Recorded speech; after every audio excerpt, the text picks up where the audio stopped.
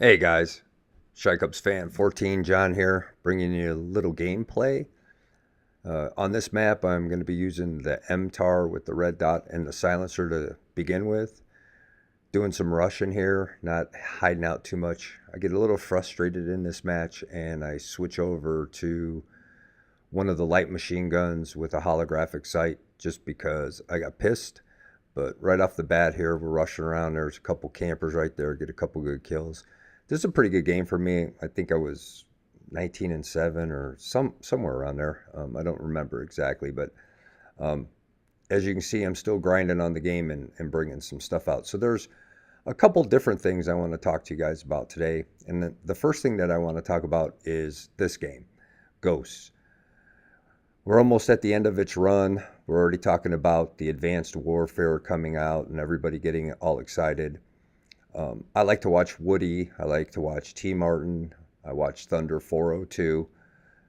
Those are probably my top three guys. And Woody's completely stopped playing Call of Duty. So pretty much just T Martin and Thunder are the two guys that I watch. I stopped watching some of the other guys that do commentary.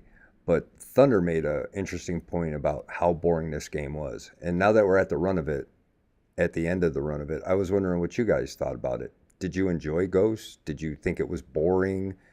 Technically, the game looked good, good graphics. Didn't really get super excited about the game as I took a long break from it while we were moving, like I told you guys about.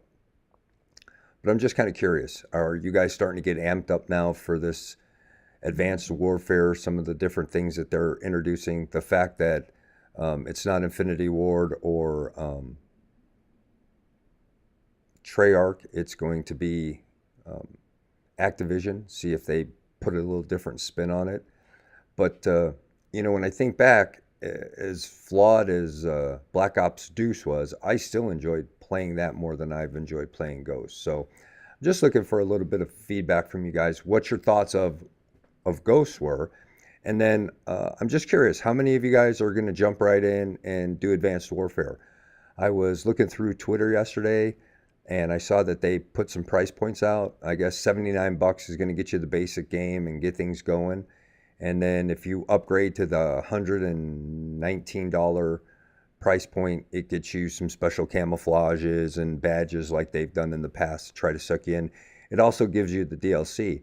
And that's one of the things that I thought was interesting about Thunder's commentary. At the very beginning, he goes, I'm not buying any of the DLC. I'm not buying any of the maps. I'm not going to do it. So for that extra 40 bucks, you get the maps automatically. Are you guys going to spend the money and do it? Or are you going to wait and see what the maps are like and listen to some commentators and then go on and spend your money a la carte and buy those things separately?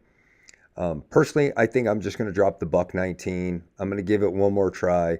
If it doesn't come through for me the next time, I'm done. I think I'll just buy the game and play the game and wait for other people to tell me what the uploaded content is like and go from there. So that's kind of what I was thinking about talking about at the beginning of this video was that the second thing that I want to talk to you guys about is that I finally put a little extra money together.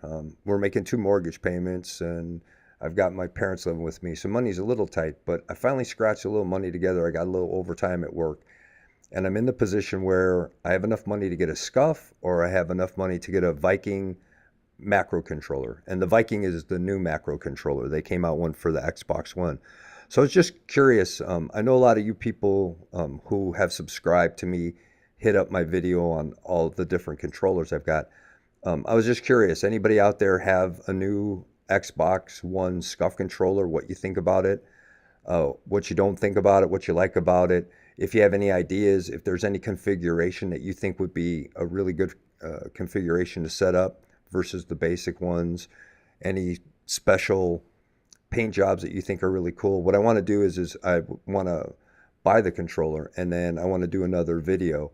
Interesting thing is when we were moving from the old house, we went through some boxes and stuff, and I actually found an Xbox controller that's the big, huge one. I think they called it the Fatty, but I actually found it in a box with some Nintendo 64 stuff, and just it kind of freaked me out.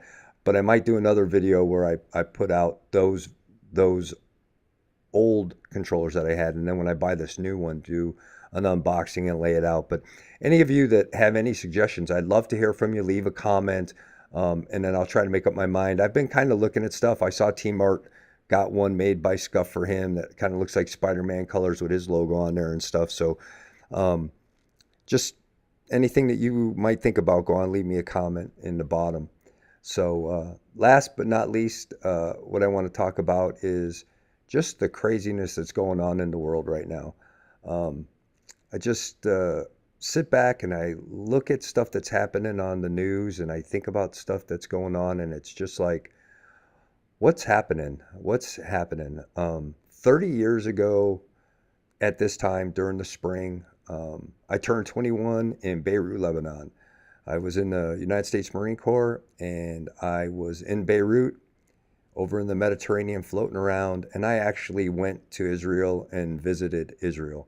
Our port city was Haifa, Israel, and from Haifa I got to go to Tel Aviv, and I got to go to Jerusalem, and I got to travel around, saw the places where one religion said Jesus was born, saw two or three different places where they said Jesus was crucified and where he was buried.